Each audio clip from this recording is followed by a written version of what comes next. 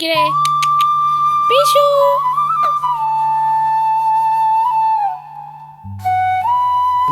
সত্যি কথা বলবি? তার মানে হয়নি। সুপ্রভাত, কেমন আছো তোমরা সকলে? আশা করছি অনেক ভালো আছো বন্ধুরা। আমি আবারও চলে এসেছি উত্তর দিনাজপুর থেকে পায়েল ছোট্ট একটি ব্লগ নিয়ে। সকাল থেকে অনেকগুলো কাজ করেছি জানো, হাঁপিয়ে গেছি। তাই একেবারে একটুখানি রেস্ট নিয়ে চলে আসলাম হচ্ছে গিয়ে এডিট করে ভয়েস দিতে, তোমাদের সাথে গল্প করতে। সমস্ত ভালো হ্যাপিটগুলোর মধ্যে এই ভালো একটা হ্যাপিট হয়েছে আমার, জানো। সত্যি কথা বলতে তোমাদের সাথে গল্প না করলে মনটা কেমন জানি আনচান করে আর ভারী হয়ে থাকে।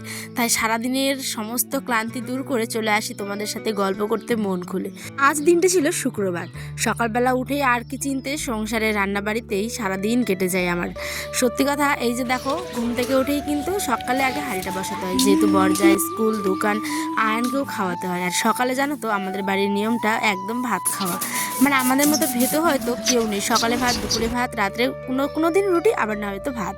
তো তোমরাও কারা কারা এরম ভেতো মানে ভাত প্রেমী অবশ্যই আমাকে জানিও, কারণ তোমাদের প্রত্যেকটা দেখি মানে ব্যাপারই আমার সাথে যায়, ঠিক আছে? তখন তোমরা যখন আমাকে কমেন্ট করো অনেক ভালো লাগে। এই যে আমাদের বাড়িকার নতুন সদস্য পুচকি, আমাদের পিছু পিছু করে ওকে আমি ডাকি।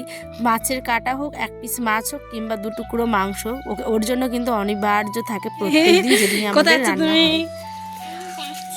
কোথায় যাচ্ছ? বাবার সাথে? কোথায়? দোকানে? হ্যাঁ, আসো আসো, নেমে যাও, সাবধানে এসো।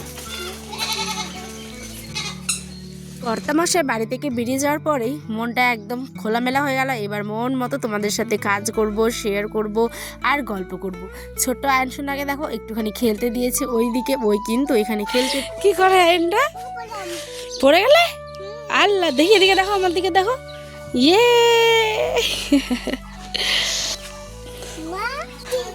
হ্যাঁ হ্যাঁ। তো আয়নের আপাতত চলে গেলো খাওয়া দাওয়া করে বন্ধুরা। এখন আমি এসেছি কলপাড়ের দিকে, বাসন ধুবো, কিছু কাপড় আছে, বেলা হয়ে গেছে অনেকটা, তো কিছু কাপড়ও ধুতে হবে। তো চলো পুরো ভিডিওটা দেখো, কেমন লাগে অবশ্যই আমাকে জানিও। কলপাড়ে এসে দেখি যা, আয়নের আব্বার জামা প্যান্টগুলো কত পরিমাণে নোংরা হয়েছে। জামাগুলো কিন্তু কেচেছিলাম গতকাল, প্যান্টটা ছিলই, তো একটা প্যান্ট দেখি প্রচণ্ড নোংরা আছে। তাই ভাবলাম এটা দিয়ে হাত দিয়ে হবে না, এটা ব্রাশ লাগবে। অনেক দিন আগে মা একটা মানে ব্রাশ এগুলো কিনে দিয়েছিল, হ্যাঁ। তাই ভাবলাম চলো প্রথম আয়নের আব্বার কাপড়টা দিয়েই কিন্তু এটাকে মানে সাইড করা যাক। তো সেই কারণেই ভালো করে কাচলে ভালো করে একদম ধুয়ে, কারণ ওর জিন্স প্যান্ট যখন বাইরে যায় তখনই কিন্তু পরে, না হলে কিন্তু ট্রাউজার, ঠিক আছে? তো ট্রাউজারগুলো ডেলি যেহেতু পরে যায় তাই প্রচুর পরিমাণে নোংরা হয়, আর কাপড় আমাকে প্রত্যেক দিনই ধুতে হয়। আর এই তো সামনে গরম, একেবারে 2-3 বার করে কাপড়ই জাস্ট ধুতে হবে। তো এই হচ্ছে ব্যাপার। কলপাড়ে এসেছি কেন বলো তো, মোটরটা একটুখানি বন্ধ করা হয়েছে, কারণ আমাদের যে মানে পাটাগুলো ছিল, পাটাগুলো ভর্তি হয়ে গেছে অনেক পরিমাণে। তো ওইগুলোকে একটু শুকানোর জন্য আর কি কলে সবাই ইউজ করছে। জানোই তো, অনেক দিনের পুরনো কল, পুরনো মোটর, পুরনো বাড়ি, নতুন করে যে কবে হবে আমি আর মানে কি বলবো, ক্লান্ত হয়ে গেছি এরম করে চলতে চলতে। তো দেখো এদিকে ঘর টর সমস্ত কিছু ঝাড় দিয়ে নিলাম। বাইরের কাজ কিন্তু প্রায় কমপ্লিট হয়ে গেছে, হ্যাঁ। এবার ওই যে খাওয়া দাওয়া কমপ্লিট, এবার সোফাতে দেখো কতগুলো কাপড় রাখা আছে, আর সাথে আছে কম্বল। ভাবছি কম্বলগুলোকেও আজকে একটুখানি রোদরে দিব, রোদ যা উঠেছে। সামনে কিন্তু আসছে হচ্ছে গরম, তাই শীতের সমস্ত কাপড়গুলো আস্তে আস্তে করে কেচে তুলে দিব, কারণ একবারে কাচতে গেলে কিন্তু অনেকটা হয়ে যাবে। আর এখন বাজে 12:30, আয়নকে স্নান করিয়ে দিয়েছি। উঠো, হাই করা। ইয়ে, তুমি স্নান করলে আব্বু? হ্যাঁ, এখন ওই খাবে বেদানা। হ্যাঁ হ্যাঁ, ওই দেখো রোহিত দাঁড়িয়ে আছে, ওই জন্য নরম করে, ওই ভয় দেখাচ্ছ, ওই পড়ে যাবে। তো চলো ওকে দুপুরে যেহেতু যে কোনো একটা ফল দিই।